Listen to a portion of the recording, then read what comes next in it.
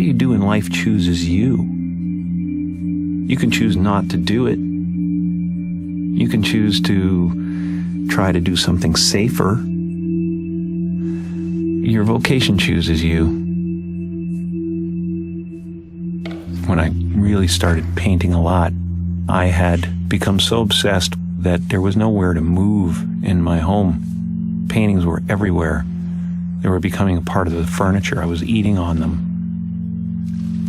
I found myself looking around at one point in a really bleak winter in New York, and it was just so depressing, and I think I needed color. It's getting kind of pedestrian to me now, the teal. You know what I'd like to do is just start threading in some purple, into these things. I'll find the ultimate color and not be able to reproduce it.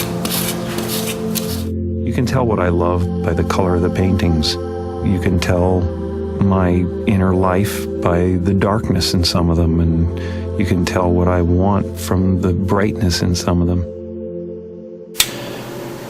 It's 5 a.m.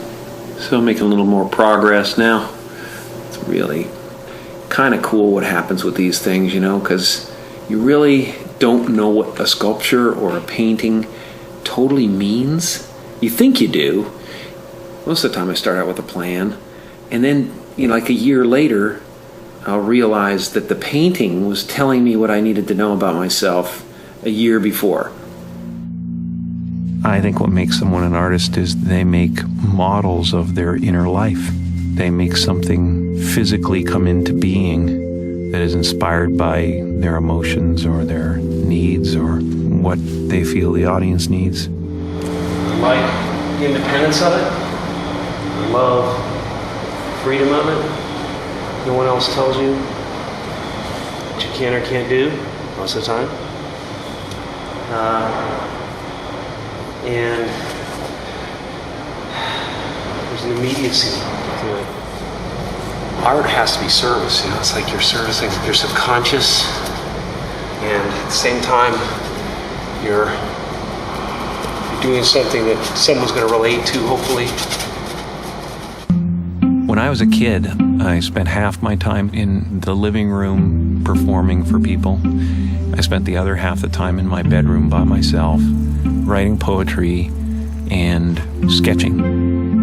I was not the type of kid you could say, as a punishment, go to your room, because my room was heaven to me. My isolation was welcome.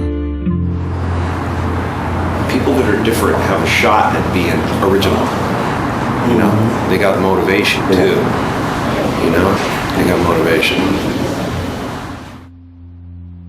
I sketched all the time, but I didn't do a lot of painting. Suddenly, 6 years ago, at a time when I was trying to heal a broken heart, I decided, well, maybe I'll paint.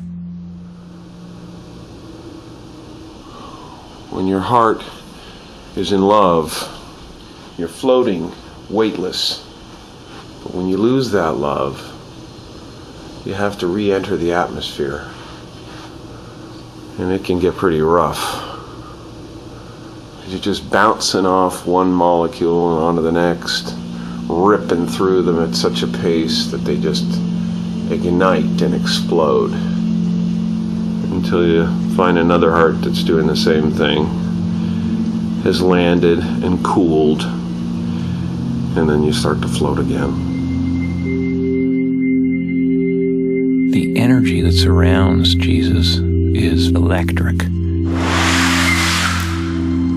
I don't know if Jesus is real. I don't know if he lived. I don't know what he means, but the paintings of Jesus are really my desire to convey Christ consciousness.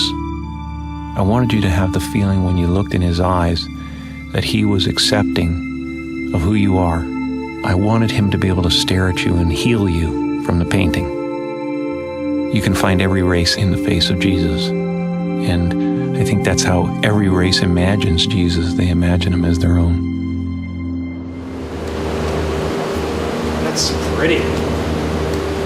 So funny, I get so stuck when I'm trying to choose colors, but when I just grab them, it's cool. I don't know what painting teaches me. I know that it just frees me.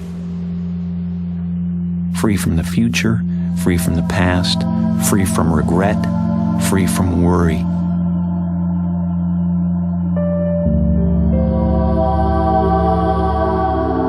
Something inside you is always telling a story.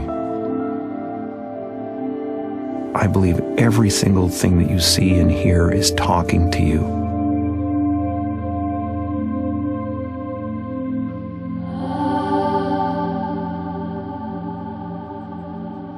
You know, the bottom line with all of this, whether it's performance or it's art or it's sculpture, is love. We want to show ourselves and have that be accepted. I love being alive, and the art is the evidence of that.